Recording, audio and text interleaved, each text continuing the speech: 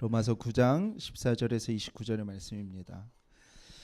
그런즉 우리가 무슨 말을 하리요? 하나님께 불의가 있느냐? 그럴 수 없느니라.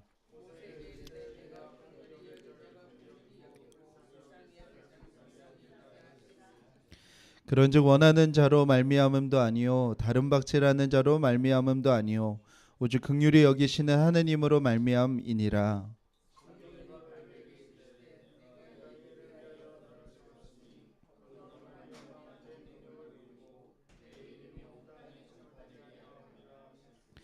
그런즉 하나님께서 하고자 하시는 자를 긍휼히 여기시고 하고자 하시는 자를 완악하게 하시느니라.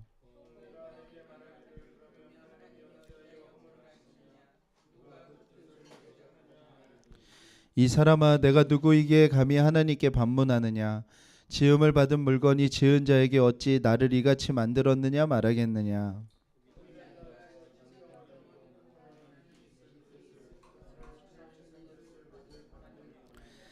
만일 하나님이 그의 진노를 보이시고 그의 능력을 알게 하고자 하사 멸하기로 준비된 진노의 그릇을 오래 참으심으로 관용하시고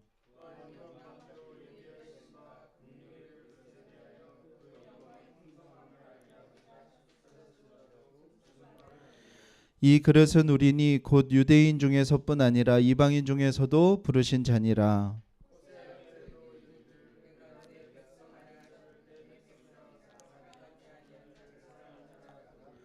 너희는 내 백성이 아니라 한 그곳에서 그들이 살아계신 하나님의 아들이라 일컬음을 받으리라 함과 같으니라.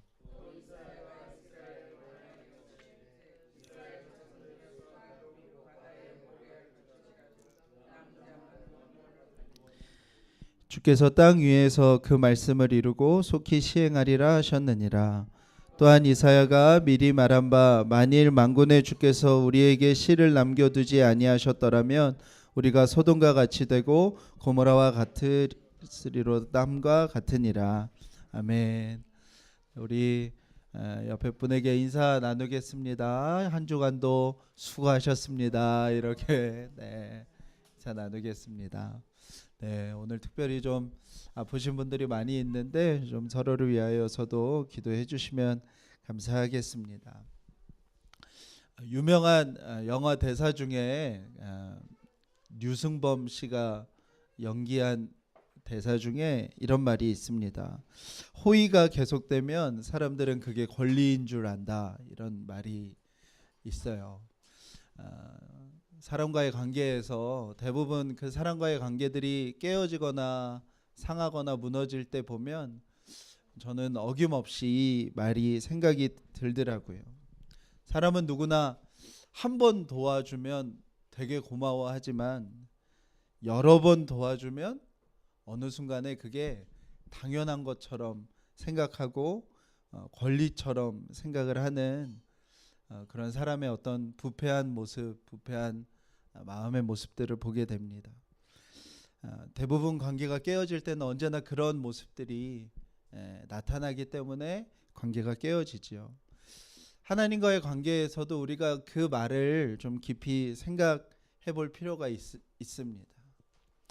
하나님과의 관계에서도 우리가 하나님에게 엄청난 은혜와 엄청난 긍휼과 엄청난 사랑으로 구원을 받아 하나님의 백성이 되었지만 하나님과의 관계가 깨어질 때에도 언제나 그 말처럼 하나님이 우리를 사랑하시는 우리의 삶에 나타나시는 은혜와 사랑을 마치 우리가 어떤 권리처럼 생각하며 하나님 앞에 구하거나 대할 때 하나님과의 관계가 무너지는 경우가 많이 있습니다.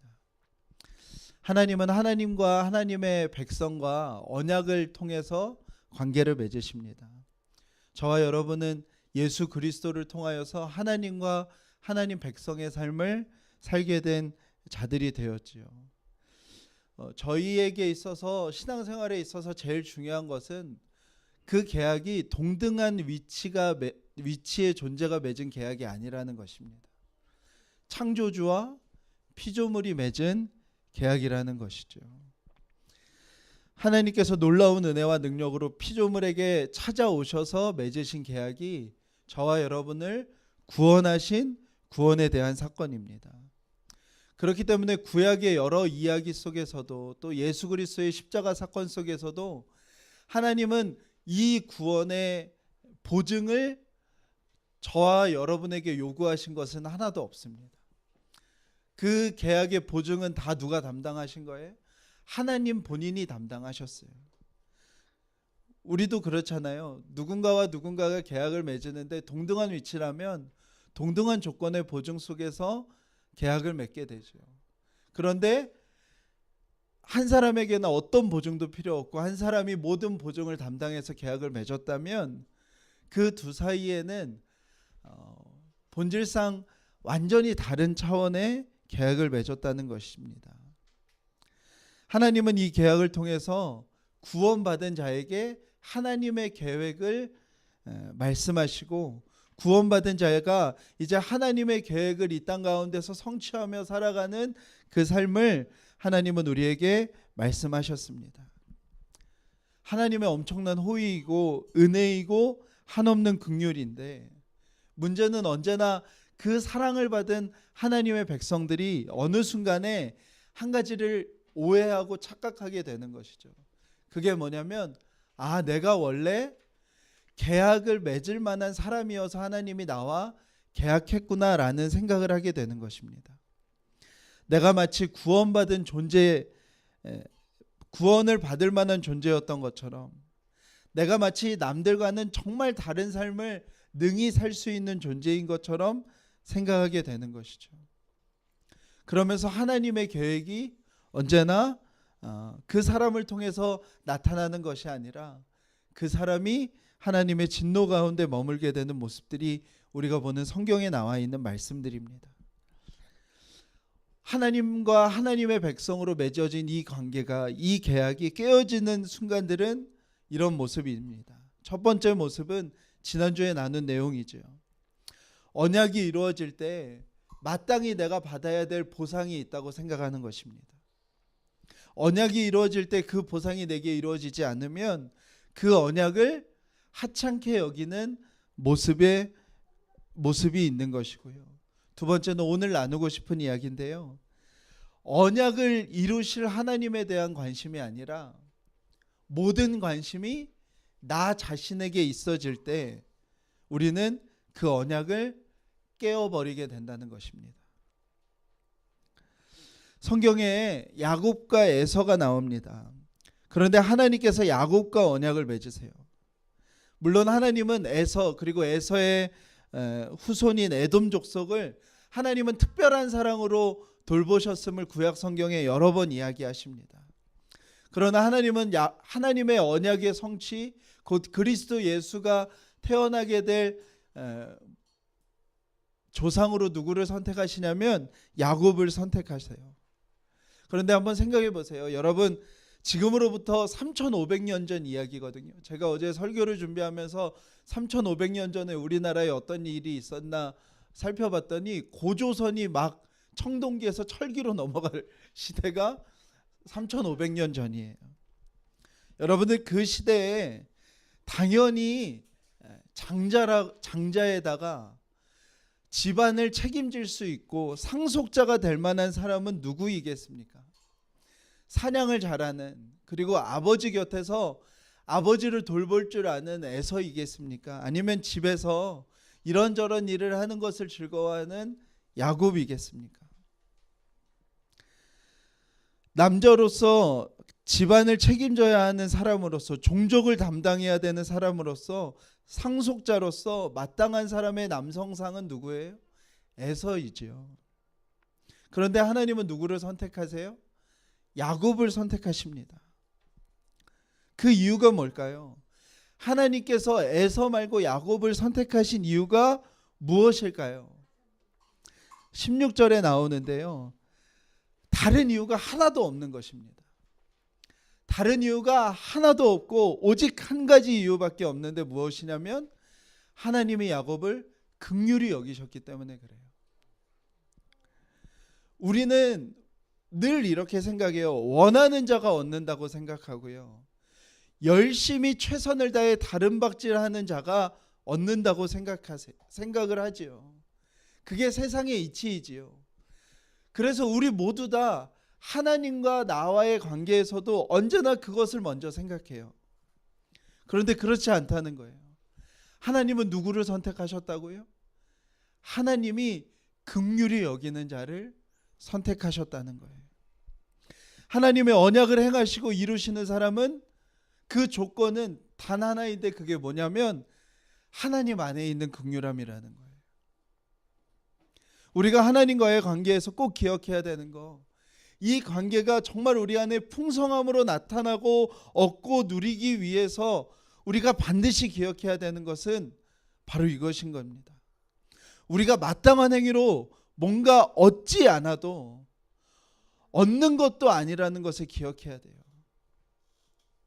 하나님이 우리를 선택하시고 하나님이 우리를 사랑하시고 하나님이 날마다 우리를 찾아오시고 하나님이 우리를 통해 하나님의 계획을 이루겠다고 약속하시는 그 이유는 단 하나인 조건 외엔 없다는 거예요. 무엇이라고요? 하나님이 저와 여러분을 긍휼히 여기셨다는 거예요. 예수님께서 공생의 사역을 통해 만났던 여러 사람들이 있는데요. 그들이 세리였든 창기였든 안진뱅이였든 소경이었든 상관없이 그들이 하나님 예수님 앞에 했던 동일한 고백이 있습니다. 그 고백이 뭐냐면 다윗의 자손 예수여 우리를 긍휼히 여겨달라는 거예요.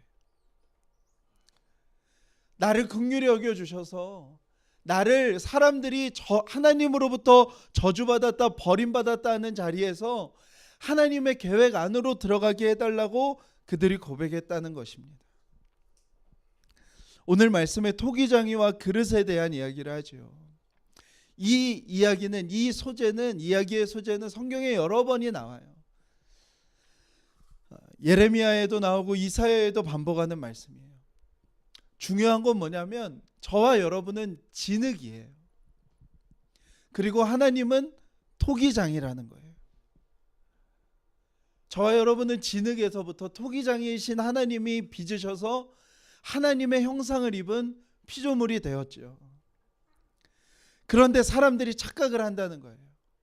그 하나님과의 관계를 맺은 사람들이 착각을 하는데 무슨 착각을 하냐면 자기가 본래 그릇인 줄 알았다는 거예요. 이게 너무 중요한 거예요. 사랑하는 여러분, 저와 여러분은 원래 진흙이었어요. 토기장이가 빚으셔서 그릇으로 만들 때가 있는 것이죠. 근데 그릇이 되었다고 하여도 나라는 존재는 진흙이라는 것을 잊으면 안 되는 거예요. 내가 다시 진흙의 상태로 돌아간다 하여도 이상할 게 하나도 없는 거예요. 근데 그릇이 된 우리가 이렇게 생각한다는 거예요. 나는 지금의 그릇 모습 아니면 안 돼. 혹은 나는 금그릇 아니면 안 돼. 나는 뭔가 화려하고 아름답고 멋진 그릇 아니면 안 된다고 그릇된 자기 자신을 주장한다는 거예요. 그런데 기억해야 되는 것이 바로 이것이라는 거예요. 우리는 그릇으로 시작한 것이 아니라 저와 여러분은 진흙이었음을 기억해야 된다는 거예요. 저와 여러분은 오직 토기장이 위에 올려진 진흙 한 덩이면 충분한 것입니다. 토기장이 손에 있는 진흙 한 덩이로 존재하는 것이 저와 여러분에겐 가장 마땅하고 값진 것인 거예요. 주인이 필요하여서 때로는 아름다운 그릇으로, 때로는 주인이 옆에 두고 쓸 그릇으로, 또 어쩌면 때로는 천한 그릇으로 써도 괜찮을, 얼마든지 주인이 그 그릇을 깨트리고 다시 다른 진흙과 뭉쳐서 새로운 그릇으로 만들어도 전혀 이상하지 않을 부르심과 존재가 저와 여러분이라는 것입니다. 이거를 좀 더 정리해서 표현하면 우리가 교회에서 흔히 들었던 그런 고백이에요. 믿음은 곧 뭐라는 거예요? 하나님의 주권을 인정하는 것이 믿음이라는 거예요.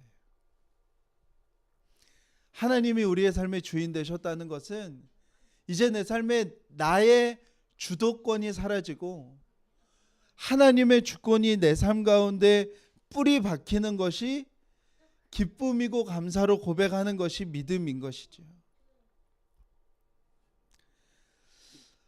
하나님의 그 주권이 우리 가운데 흔들릴 때가 있어요. 그때가 언제냐면 다시 설교 앞에 드렸던 말씀과 똑같은 거예요. 하나님의 주권이 있고 내가 하나님의 주권 안에 속한 존재라는 것을 다 알지만 그것이 흔들릴 때가 언제예요? 똑같이 내 믿음에 대한 결과의 보상을 내가 어떤 모습이라고 생각했을 때, 혹은 내가 어떤 존재인지를 잊었을 때인 것이죠. 우리가 구원을 받아서 하나님과 하나님 백성으로의 관계가 맺어졌다는 것은 우리의 삶에 하나님의 주권을 인정하는 삶을 살게 되었다는 것입니다. 그래서 구원받은 사람은 세상 사람들과 다르게 살 수밖에 없는 거예요. 내 삶이 하나님의 주권 속에 있고 하나님을 주인으로, 하나님을 주권자로 고백한다는 삶은 이 세상 어떤 사람도 그렇게 살지 않는 아주 특별한 모습인 것이죠.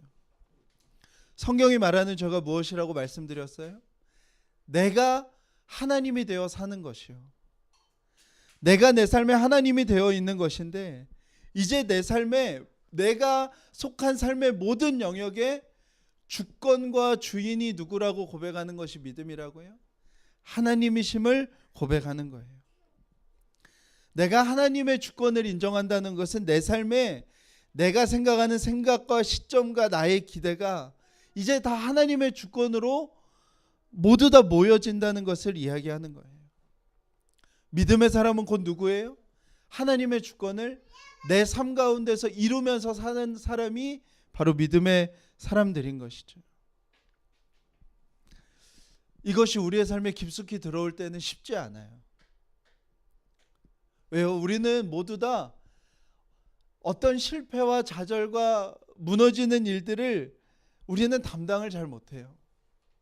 왜냐하면 우리가 우리의 삶에 하나님이었기 때문에 내가 모든 사람으로부터 하나님 취급받는 것이 당연하다고 생각했기에 우리의 삶에 하나님의 주권이라고 고백되어질 만한 일들이 들어올 때 우리는 너무나 요동하게 되죠. 하나님의 주권이라고 고백해야 되어지는 일들이 우리의 삶에 나타날 때 우리는 누구나 다 이렇게 고백해요. 그런 순간마다 하나님은 너무 약해 보이시고, 또 하나님은 때로는 너무 치졸해 보이시고, 하나님이 너무 막연하게 느껴져요. 이스라엘이 출애굽을 했죠. 그리고 출애굽했던 지도자인 모세가 하나님으로부터 율법을 받기 위하여 하나님과 이스라엘 민족의 계약이 무엇인지 그 계약의 내용을 듣기 위하여 시내 산으로 올라갈 때 이스라엘 민족이 두려워했어요. 왜냐하면 그 광야길 아무것도 주어지지 않고 식량도 주어지지 않고 먹을 것도 주어지지 않고 잘 곳도 주어지지 않는 그 광야길을 자신들이 따랐던 지도자가 없는 상태에서 머물러야 하는 그 두려움이 이스라엘 민족 가운데 생겼어요. 그 순간 그들은 무엇을 만들었죠? 눈에 보이는 소로 우상을 만들었어요. 이유는 하나였어요. 하나님과 하나님의 백성으로서 출애굽을 해서 하나님의 주권 가운데 살아가는 삶을 시작했는데 하나님에 대하여 어떤 마음이 든 거예요? 하나님은 약하신 것 같고, 하나님은 너무 막연하신 것 같고, 하나님은 우리에게 먹을 거 한번 제대로 주지 않으실 만큼 치졸한 분이시라는 생각이 그들을 황금소를 만들게 된 거예요. 하나님이 어떤 긍휼로 그들을 부르셨는지를 잊는 순간 이스라엘 민족은 너무나 이상하게 오늘 16절의 말씀대로 행동해요. 자신들이 열심을 내어서 자신들이 원하는 바를 말하며 그 원하는 바대로 열심히 다름질하는 모습을 그들이 보여요. 결국 그들의 우상 숭배가 하나님의 진노를 받게 되고 그곳에 남은 자가 출애굽 여정을 담당을 하지요. 이스라엘 민족은 그 일을 통하여 실패하였지만 이스라엘 민족을 출애굽하신 하나님의 주권은 여전히 이어지고 있어요. 누구를 통해서요? 남은 자들을 통해서요. 그들이 2년의 시간을 거쳐서 가데스 바네아라는 지역에 오게 됩니다. 그리고 40명의 정탐꾼을 보내서 가나안 땅을 정탐하게 되는데 그때 누구만 하나님의 주권을 고백하냐면 여호수아와 갈렙만 하나님의 주권을 고백해요. 우리를 이끌어 오신 분이 마땅히 저 약속의 땅을 우리에게 주실 수 있는 능력과 지혜가 하나님에게 있음을 고백해요. 그런데 다른 모든 사람들은 뭐라고 생각해요? 하나님은 그들보다 약하고 하나님은 너무 막연하게 느껴지고 하나님은 우리를 음식도 못 먹게 하고 부추도 못 먹게 하고 마늘도 못 먹게 하는 치졸하신 분이라고 생각해요. 그리고 이스라엘 민족은 어느 순간 자신들이 이집트에서 꽤 괜찮은 삶을 살았던 것처럼 말하기 시작해요. 우리가 그때는 고기도 먹었었고 우리가 그때는 뭐 이것도 먹었었다고 라는 이야기들을 해요. 그러면서 이스라엘 민족이 뭐라고 얘기해요? 우리가 거기로 가면 죽게 생겼으니 다시 애굽으로 돌아가자고 얘기해요. 결국 출애굽한 세대 중에 갈렙과 여호수아를 제외하고 나머지는 다 광야길에서 죽음을 맞이하게 돼요. 또 똑같은 믿음의 모습이 반복돼요. 뭐예요? 하나님이 선택한 이스라엘 민족은 실패하였지만 하나님과 하나님의 주권은 조금도 실패하지 않았어요. 동일하게 누가 있었어요? 그들 가운데 60만 명 가운데 여전히 하나님의 주권을 인정한 신뢰한 누가 있었던 거예요? 남은 자가 있었던 거예요. 그가 누구예요? 여호수아와 갈렙이에요. 그리고 이스라엘의 후손들이었어요. 하나님은 하나님의 주권 속에 우리를 택하셨고 우리를 향한 하나님의 계획을 이루시는 분입니다. 하나님은 하나님의 주권 속에 여전히 이 역사를 운행하고 계시고 이 역사의 시작을 시작하신 분도 하나님이시고 이 역사를 끝맺을 분도 하나님이세요. 하나님의 주권은 하나님이 선택하신 하나님의 긍휼함을 받은 하나님의 백성들을 통하여서 확장되고 이루어져 가요. 그러나 하나님이 선택한 하나님의 백성들은 언제나 얼마든지 실패할 수 있어요. 또한 그러나 하나님의 주권은 전혀 흔들림 없이 지금도 이루어지고 있어요. 하나님의 주권은 사람들의 죄악과 불순종에도 불구하고 전혀 손상되지 않아요. 하나님의 주권은 계속해서 이루어져 가고 있어요. 누구를 통해서요? 그 하나님의 주권을 끝까지 인정하는 남겨진 자들을 통하여서 이루어지는 것입니다. 결국 믿음의 삶은 무엇인가? 하나님의 주권을 내 삶의 한 복판에서 인정하고 고백하는 거예요. 그리고 내가 남은 자로서의 삶을 살아가는 것입니다.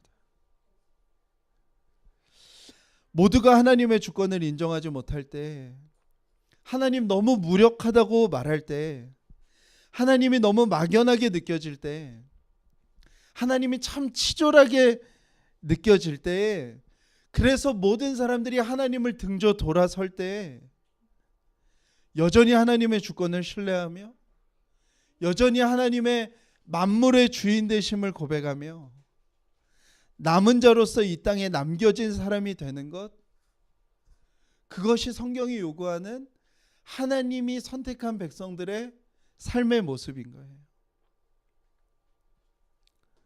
사랑하는 여러분, 우리의 믿음의 삶에 있어서 유의해야 할 것이 있어요. 우리가 때로는 삶의 고난과 고통, 우리의 삶에 닥쳐오는 수많은 일들을 통해서 마음이 완악해질 때가 있어요. 완고해질 때가 있어요. 믿는 사람들의 어떤 모습들, 교회들의 모습들을 보면서 우리의 마음이 완악해지고 완고해질 때가 있어요. 그런데 그렇다고 하여도 하나님의 일하심이 멈추는 것은 아닌 거예요.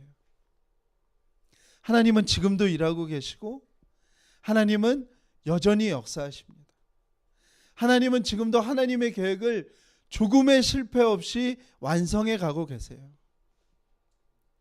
결국 믿음의 사람은 누군가예요? 그 가운데서 내가 남은 자로서의 삶을 드리는 자가 믿음의 사람인 것입니다.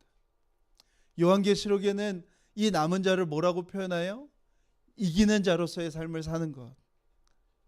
모든 것이 다 무너지고 모든 것이 다 적그리스도가 다 담당을 하여 모든 것들을 다 없애버리는 그 상황 가운데서 하나님의 주권을 인정하며 이기는 자로 살아가는 것이 모든 믿는 자가 마지막 때에 살아가야 될 삶의 모습임을 성경은 이야기하고 있어요.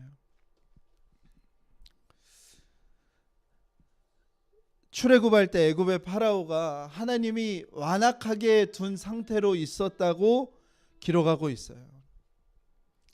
하나님이 바로의 마음을 완악하게 만드신 것이셨다기보다는 바로가 완악한 마음을 품은 것을 하나님이 그 마음에 개입하지 않으셨다는 거예요. 완악한 마음의 상태로 두셨다는 거예요. 그런데 하나님은 그 일을 통하여서 하나님의 역사가 멈춰지는 것을 하나님은 생각도 안 하세요. 그거는 고려할 바가 아닌 거예요. 수많은 사람들, 어떤 거대한 권력자가 완악함으로 하나님을 거부한다 한들 하나님의 역사가 멈춰지지 않는 거예요. 오히려 바로가 하나님 앞에 완악함의 마음의 상태로 있을 때 하나님은 어떤 일을 하셨어요? 하나님의 주권을 열방 가운데 드러내셨어요. 출애굽의 10가지 사건을 통하여서 이미 출애굽했을 때 당시에 가나안 땅에 있던 애굽 사람들이 누구에 대한 소식을 듣게 돼요? 이스라엘 민족에 대한 소식을 듣게 돼요. 기생 라합은 정탐꾼이 왔을 때 이미 이스라엘 민족의 하나님 여호와 하나님이 어떤 분인지를 알고 있었어요. 애굽과 고대 근동 지역의 사람들이 섬겼던 모든 우상들을 다 이기시고 하나님의 하나님 되심을 증거하셨어요. 믿음은 무엇이라고요? 하나님의 주권을 인정하는 남은 자로서의 삶을 드리는 것이 믿음이에요. 이스라엘 민족이 하나님의 선택된 백성들이 포로가 되자 믿음을 다 잃어버렸어요. 아니 어떻게 하나님의 백성이 하나님이 자신을 보증하여서 계약했다는 우리가 이방신을 섬기는 저 나라들의 포로가 되었나? 그래서 우리는 어떻게 이렇게 다 모든 지역으로 다 흩어져서 살게 되었나? 한탄하고 하나님을 떠났어요. 하나님의 주권이 실패한 것 아닌가? 하나님은 결국 아수르 왕보다 바벨론 왕보다도 못한 분은 아닌가라고 이스라엘 민족이 다 생각했어요. 그런데 이스라엘 민족은 로마 제국이 시작할 때 이미 유럽과 소아시아 모든 지역에 다 흩어져 살았어요. 하나님의 백성이라고 여겨졌던 이스라엘 민족에게는 가장 가슴 아픈 그 실패가 하나님의 주권 속에서 완전히 새로운 사건이 된 거예요. 무엇이냐면 예수 그리스도의 십자가 죽으심과 부활이 불과 채 30년도 걸리지 않아서 아프리카와 유럽과 아시아에 있는 거의 모든 지역에 다 전파됐어요. 어떻게 그런 일이 있었을까요? 하나님의 백성이라고 생각했던 이스라엘 민족이 이건 하나님의 실패야, 이건 하나님의 무능력이야, 이건 하나님의 연약하심이야 라고 생각했던 그 포로된 시간들을 통해서 이스라엘 민족이 북아프리카의 아시아의 모든 지역의 유럽에 다 회당을 짓고 살고 있었어요.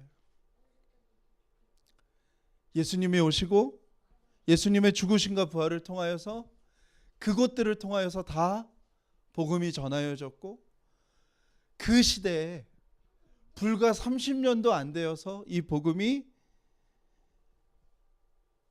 놀랍게 증거가 되어지는 것이에요.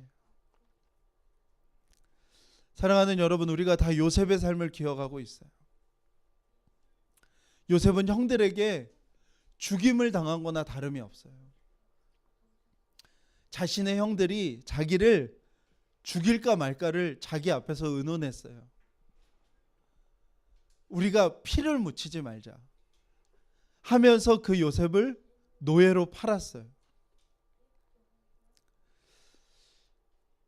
여러분들, 그것이 우리에게 닥쳐진 일이라고 한번 생각을 해봅시다. 우리가 가장 고통스러운 게 어떤 사람으로부터 배신을 당하는 거잖아요. 근데 자기의 형제가 자기 앞에서 죽이자, 에이 그래도 우리가 피는 묻히지 말자, 팔아버리자 하고 자기가 종살이를 하게 된 거예요. 여러분들, 그때의 요셉이 어떤 마음이 들었기에 형들에 대한 원망하는 마음을 멈출 수 있었을까요? 요셉이 보디발 장군의 집에 가서 성실하게 일하였는데 부인이 자신을 유혹했어요. 하나님 앞에 죄를 범할 수 없고 자신을 믿어준 보디발 장군을 저버릴 수 없어서 그 유혹을 요셉은 거부하였어요. 그랬더니 그 부인이 요셉이 자신을 겁탈하려고 하였다고 이야기하여서 요셉은 죽을 처지에 놓이게 되었어요. 그리고 요셉은 감옥에 가게 되죠. 요셉은 꽤 오랜 시간 감옥에 있었습니다. 그런 생각이 들지 않았겠어요? 도대체 내가 어디서부터 잘못되었기에 내가 이런 삶을 살게 되었지? 어디서부터 잘못되었기에 나는 이럴 수밖에 없지 하는 원망이 요셉에게 당연히 있지 않았겠습니까? 그러나 그런 원망들이 요셉을 삼키지 못했어요. 요셉이 형들을 만나는 순간 요셉이 그 삶 가운데서 원망과 아픔 가운데 지난 것이 아니라 소망 가운데 붙들려 있었음을 고백을 하죠. 무슨 고백을 하나요? 자기의 삶을 하나님이 지금까지 하나님의 손 위에 두셨음을 고백을 해요. 하나님의 주권 안에 자신의 삶이 있었음을 요셉은 고백을 하는 거예요. 형이 자신을 팔았을 때도 요셉은 자기의 삶이 하나님의 주권 안에 있었음을 고백하였고요. 자기가 감옥에 있을 때도 자신의 삶은 하나님의 주권 안에 있음을 고백하였던 거예요. 요셉은 믿음의 사람이었어요. 왜요? 삶의 엄청난 고난과 아픔과 어려움 때 하나님의 주권을 인정하며 자기 자신을 남은 자로서 하나님 앞에 드린 사람이었기 때문에 그렇습니다.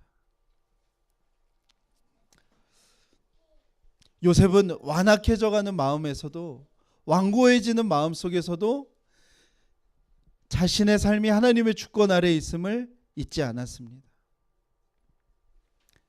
그렇기 때문에 요셉은 다시 한번 하나님의 역사에 그 아픔과 실패들이 하나님이 어떻게 자기를 이끌어 오셨는지를 고백하게 되는 것이죠. 사랑하는 여러분, 이번 한 주도 힘드셨죠? 이번 한 주도 우리의 삶에 수많은 고난과 수많은 사람들 때문에 정말 만신창이가 돼서 우리가 살아가잖아요. 우리에게 다가오는 이 수많은 일들을 우리가 다 이해를 못해요. 어떤 사건들을 하나님이 왜 나에게 허락하셨는지, 혹은 하나님이 왜 이 사건을 미리 알려주지 않으시고 왜 막지 못하셨는지, 하나님은 도대체 나에게 왜 이렇게까지 하시는지 우리는 이해 안 되는 순간이 와요. 똑같은 질문이라니까요. 하나님 막연하셔? 하나님 연약하셔? 하나님 치졸하셔? 하나님께서 침묵하시는 것처럼, 정말 하나님께서 귀를 닫고 계시는 것처럼, 하나님께서 정말 아무것도 보지 못하시는 분처럼 느껴지는 삶이 우리 가운데 있어요. 그러나 그때 우리가 꼭 기억해야 돼요. 그럴 때 우리의 마음은 자연스럽게 완악함과 완고함으로 흘러갑니다. 그때 우리가 꼭 기억해야 됩니다. 내가 아무리 완악함과 완고함에 있어도 내 삶은 하나님의 손 위에 있고 하나님의 주권은 지금도 일하고 계시다는 거예요. 나의 처지와 나의 모습에 몰두해버리면 우리도 얼마든지 약속을 떠난 이스라엘 민족의 모습이 될 수 있다는 거예요. 그럴 때일수록 우리는 하나님의 주권을 인정하며 고백하며 나 자신을 어떤 자가 되기 위하여 드려야 한다고요? 하나님, 내가 남겨진 자로서 주님 앞에 서 있겠습니다. 고백해야 된다는 것입니다. 사랑하는 여러분, 여러분의 삶의 자리에서 그 믿음의 고백으로 자신을 드리는 저와 여러분이 되었으면 좋겠습니다. 고난과 아픔, 이해하기 어려운 하나님을 만난 순간들 앞에서 하나님, 여전히 하나님은 내 하나님이시며 여전히 나는 하나님을 찬양하겠으며 여전히 나는 하나님으로 인하여 기뻐하겠습니다. 그런 남겨진 자로서의 내 모습을 주님 앞에 드리겠습니다. 내가 생각했던 그릇을 주인이 깨트리신 상황이라 하여도, 내가 꼭 이루고 싶었던 모습의 그릇이 아니라 할지라도, 하나님, 나는 토기장이 위에 올려진 진흙 한 덩이의 모습이면 하나님, 나는 기뻐할 이유가 있습니다라고 고백하는 것입니다. 특별히 저는 오늘 이 말씀 가운데 우리 교회를 위해서도 기도하는 마음이 들었어요. 이번 주도 저도 사람한테 시달렸어요. 이렇게 교회 관련된 이야기들 때문에 이런저런 사람들을 만나는데 만날 때마다 참 마음들이 쉽지가 않더라고요. 다들 뭐 생각하시는 바가 있고 이해관계가 있기 때문에 힘들어요. 그래서 제가 어제 그런 마음이 들었어요. 다시 다 내려놓고 하나님이 정말 인도하시는 대로만 가자 하는 마음이 들었습니다. 그러면서도 제 안에 이런 마음이 오늘 말씀을 준비하면서 똑같이 드는 거예요. 하나님, 참 한국교회가 다 무너진 것 같이 보이고 이제 목사님들은 거의 의견 통일을 본 게 뭐냐면 한국교회는 예수님이 오셔서도 목회할 수 없는 교회다, 뭐 이런 고백들을 이제 목사님들이 하시는데 정말 그런 상황인 것 같아요. 근데 여전히 우리 교회가 생각하는 그릇과 모습이 어떤지도 다 내려놓고 오직 이 모습만을 고백할 수 있다면 하나님이 기뻐하시겠다 하는 마음이 들더라고요. 하나님의 주권이 주님에게 있고 우리는 그 안에서 남겨진 자로서의 사명을 다하겠습니다. 우리 교회에 대한 주권 하나님에게 있고 한국교회를 향한 하나님의 주권 하나님에게 있고 이 땅을 향한 하나님의 주권 다 오직 하나님에게만 있고 우리는 그 안에서 남겨진 자로서의 사명만 다 해내겠습니다.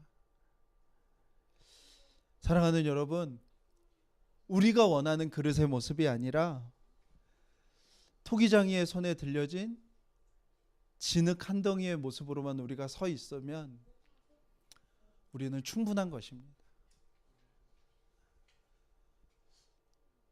여러분의 삶 가운데 그 고백으로 주님 앞에 나아가는 은혜가 있기를 간절히 기도합니다. 우리 함께 찬양하시겠습니다. 우리 그 크신 하나님의 사랑 함께 고백하며 찬양하면 좋겠습니다.